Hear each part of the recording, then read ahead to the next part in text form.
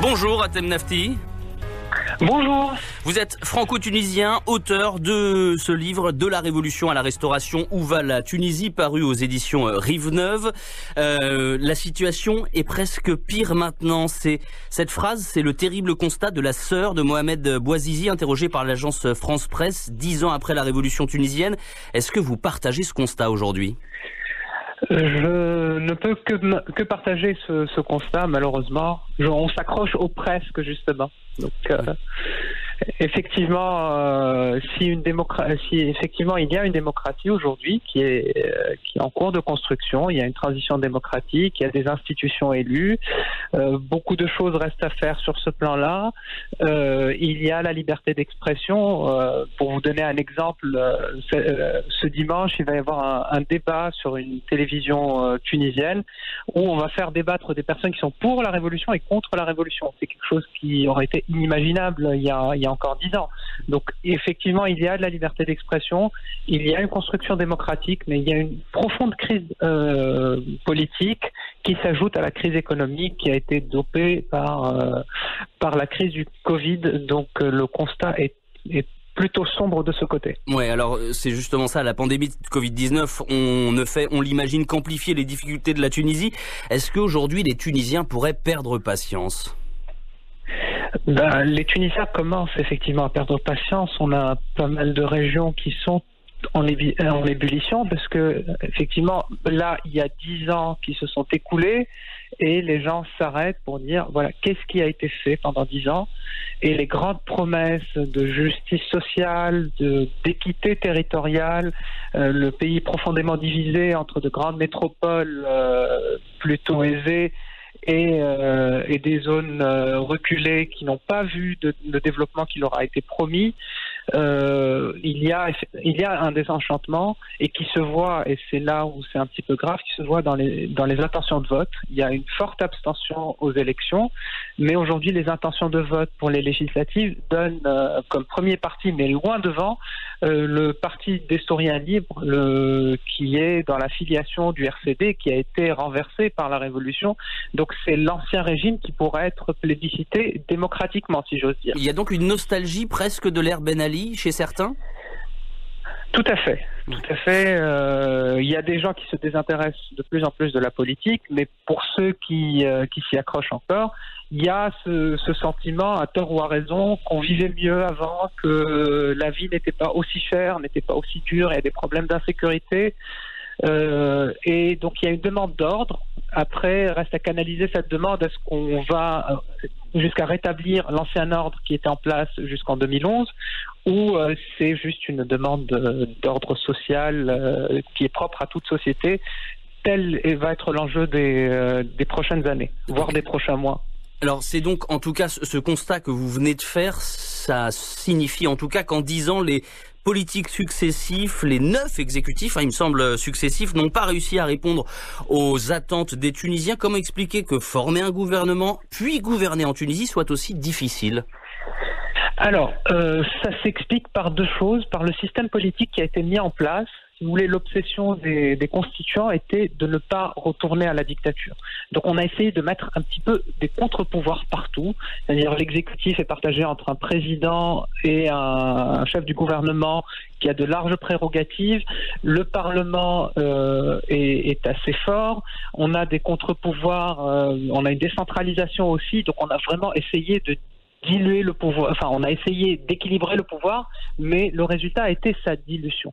Donc il y a ce système politique qui s'ajoute à un système électoral qui a été mis en place en 2011 initialement pour que la constituante soit la plus pluraliste possible. Donc ça pouvait s'entendre. Pour écrire un pacte social, il vaut mieux que tout le monde puisse s'exprimer, mais qu'on a gardé pour les législatives. Le résultat de ces deux choses, c'est qu'on n'arrive pas à dégager des majorités claires et cohérentes gouvernementales, et ça force les partis à faire des calculs d'apothicaire et de faire des arrangements dans le seul but de se maintenir au pouvoir, quitte à renier toutes leurs promesses électorales. Et ça donne aussi, comme vous avez dit, en 10 ans, il y a eu 9 exécutifs, donc en moyenne, un gouvernement dure 1 an et quelques mois. on ne peut absolument rien faire, sachant qu'à chaque nouveau gouvernement, on nous explique qu'on va renverser la table, on va changer le modèle de développement, etc. Et ça ne vient jamais. Et c'est ça qui fait que ça donne de l'instabilité, que au bout du compte, rien ou très peu a été entrepris, notamment en matière économique et sociale, et que les gens, in fine, se disent, bon, ça fait 10 ans, on ne voit pas ces grandes promesses tenues, ou en tout cas commencer à être tenues, et les régions se rebichent, comme ce qui s'est passé dans le sud de la Tunisie, par exemple, dans la région de Tataouine. Hatem Nafti, beaucoup d'observateurs résument la vie politique tunisienne à une opposition entre islamistes et progressistes. Est-ce que c'est aussi simple que ça ? Alors moi je récuse totalement ce constat, c'est-à-dire qu'il y a deux grandes familles politiques qui sont d'ailleurs pas les progressistes mais qui sont les Dessouriens, donc si vous voulez les personnes le parti historique le parti nationaliste historique, si vous voulez, qui n'est pas spécialement progressiste, mais qui est anti-islamiste, certes. Et puis, effectivement, aussi une partie de la population qui est conservatrice à tendance islamiste. Ça existe. Après, cette opposition est stérile pour la simple raison que c'est ce qu'on vend aux élections. C'est-à-dire qu'à chaque fois, les islamistes se sont intronisés gardiens de la révolution, alors qu'ils n'ont pas arrêté de renier ces engagements. Et de l'autre côté, il y a toujours un parti qui s'en vient dire moi je vais vous débarrasser des islamistes. Et avec cette dualité mortifère, on n'avance pas, parce qu'en plus, les personnes qui promettent, qui jurent des grands dieux de ne pas s'allier aux islamistes le font systématiquement. Alors aujourd'hui, il y a quelque chose de nouveau, il y a une personne issue de l'ancien régime qui est dans une opposition qu'on n'a jamais vue à l'ancien régime, aux islamistes, et qui semble avoir le vent en poupe, mais encore une fois, en mettant le débat sur ce terrain-là, opposition islamiste, entre guillemets, laïque, démocrate, séculier, vous appelez ça comme vous voulez, on ne parle pas des vrais sujets, et pendant 10 ans qu'on s'est écharpé sur ça, encore une fois, on n'a pas vu le début du commencement d'un véritable changement du mode de production ou des équilibres régionaux.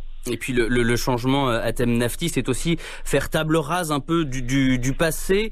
Dans votre livre, vous parlez de la justice transitionnelle en Tunisie. En quoi c'est un processus important pour aller de l'avant ?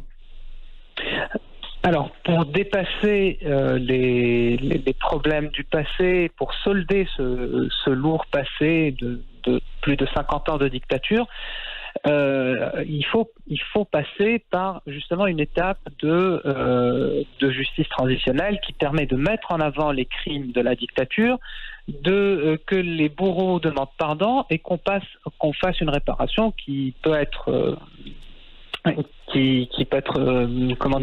une réparation financière ou même une réparation morale. Malheureusement, ce processus a été entravé, notamment par l'ancien président Béji Caïd Sebsi, qui a gouverné de 2014 jusqu'à sa mort en 2019, et qui n'a pas voulu entendre parler de ça, qui parlait de réconciliation. Or, il ne saurait y avoir de réconciliation si on ne solde pas les problèmes du passé. Donc, il y a eu pendant 5 ans une opposition entre la commission qu'on appelle l'IGD, l'instance Vérité et Dignité, qui était chargée de mener à bien ce processus, et l'exécutif qui lui a savonné la planche pendant 5 ans. Résultat des courses, l'IVD a rendu ses travaux, que très peu de gens ont consulté. Alors on a vu à la télévision nationale, ça c'était important, on a vu des victimes s'exprimer